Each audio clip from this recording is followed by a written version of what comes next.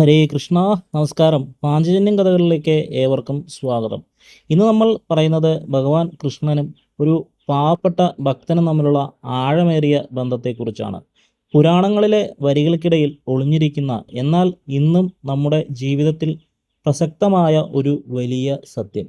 ഈ വീഡിയോ മുഴുവനായിട്ടും കാണുക, കാരണം ഇതിൻ്റെ അവസാനം നിങ്ങളുടെ ചിന്തകളെ മാറ്റിമറിക്കാൻ പോകുന്ന ഒരു ജീവിത പാഠമുണ്ട്. ദ്വാരകയിലെ രാജാവായി വാഴുന്ന ശ്രീകൃഷ്ണ ഭഗവാൻ, കോടാനുകോടി ജനങ്ങളുടെ അധിപൻ. എന്നാൽ അങ്ങ് ദൂരെ ഒരു കുടിലിൽ വിശപ്പടക്കാൻ പോലും വകയില്ലാതെ ഒരു മനുഷ്യൻ ഇരിക്കുന്നുണ്ടായിരുന്നു, നമ്മുടെ കുചേലൻ. ഒരുപാട് കേട്ട കഥയാണിത് അല്ലേ? എന്നാൽ ഇതിലൊരു വലിയ രഹസ്യമുണ്ട്. കുചേലൻ കൃഷ്ണനെ കാണാൻ പോകുന്നത് സമ്പത്ത് ചോദിക്കാനായിരുന്നില്ല, മറിച്ച് തൻ്റെ പ്രിയ സുഹൃത്തിനെ ഒന്ന് കാണാൻ മാത്രമായിരുന്നു. കയ്യിൽ കരുതിയത് ഒരു പിടി അവിൽ മാത്രം. എന്നാൽ ആ അവിൽ വെറുമൊരു ഭക്ഷണമായിരുന്നില്ല, അത് ലോകത്തിലെ ഏറ്റവും വലിയ സമർപ്പണമായിരുന്നു.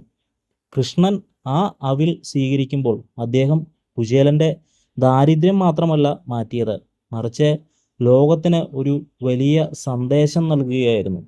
നീ എനിക്ക് എന്തു നൽകുന്നു എന്നതല്ല, ഏത് മനസ്സോടെ നൽകുന്നു എന്നതാണ് പ്രധാനം. ദ്വാരകയിലെ സ്വർണത്തേക്കാൾ ഭഗവാനെ വിലമതിച്ചത് കുചേലൻ്റെ ആ കണ്ണുനീരിനായിരുന്നു. നമ്മൾ ഇന്ന് അമ്പലങ്ങളിൽ പോയി വലിയ തുകകൾ വഴിപാടായി നൽകാറുണ്ട്. എന്നാൽ അതിൽ എത്രത്തോളം ഭക്തിയുണ്ട്? നിങ്ങൾ നൽകുന്ന ഒരു ചെറിയ പൂവായാലും അത് പൂർണ്ണ വിശ്വാസത്തോടെയാണെങ്കിൽ അത് ഭഗവാൻ സ്വീകരിക്കും. ഗുരുവായൂരപ്പൻ ഇന്നും അമ്പലത്തിൻ്റെ നാലമ്പലത്തിനുള്ളിൽ മാത്രമല്ല, നിങ്ങളുടെ വീടിൻ്റെ ഉമ്മറത്തും നിങ്ങളുടെ പ്രാർത്ഥനകളിലും ഒപ്പമുണ്ട് എന്നതിന് ഇതിലും വലിയ ഉദാഹരണമില്ല. ഇവിടെയാണ് ആ നിഗൂഢമായ സത്യം ഒളിഞ്ഞിരിക്കുന്നത്. ഭഗവാൻ വിഷ്ണുവിൻ്റെ 8ാമത്തെ അവതാരമായ ശ്രീകൃഷ്ണൻ എന്തുകൊണ്ടാണ് കുചേലനെ ഇത്രയധികം സ്നേഹിച്ചത്? കാരണം കുചേലൻ അഹം അല്ലെങ്കിൽ അഹങ്കാരം വെടിഞ്ഞവനായിരുന്നു. നമ്മൾ പ്രാർത്ഥിക്കുമ്പോൾ എനിക്ക് അത് തരൂ, എനിക്ക് ഇത് തരൂ എന്ന് ആവശ്യപ്പെടാറുണ്ട്. എന്നാൽ ഭഗവാനെ, നിന്റെ ഇഷ്ടം പോലെ നടക്കട്ടെ എന്ന് കീഴടങ്ങുന്നവൻ്റെ കൂടെയാണ് ദൈവം എപ്പോഴും ഉണ്ടാവുക. സങ്കടങ്ങൾ വരുമ്പോൾ തളരരുത്, അത് നിങ്ങളെ ദൈവത്തിലേക്ക് കൂടുതൽ അടുപ്പിക്കാനുള്ള ഒരു വഴിയാകാം.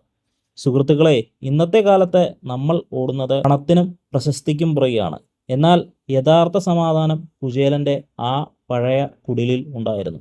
കാരണം അവിടെ ദൈവമുണ്ടായിരുന്നു. നിങ്ങളുടെ ജീവിതത്തിൽ എന്ത് പ്രതിസന്ധി വന്നാലും കണ്ണടച്ച് ഒന്ന് വിളിക്കൂ, കൃഷ്ണ എന്ന്.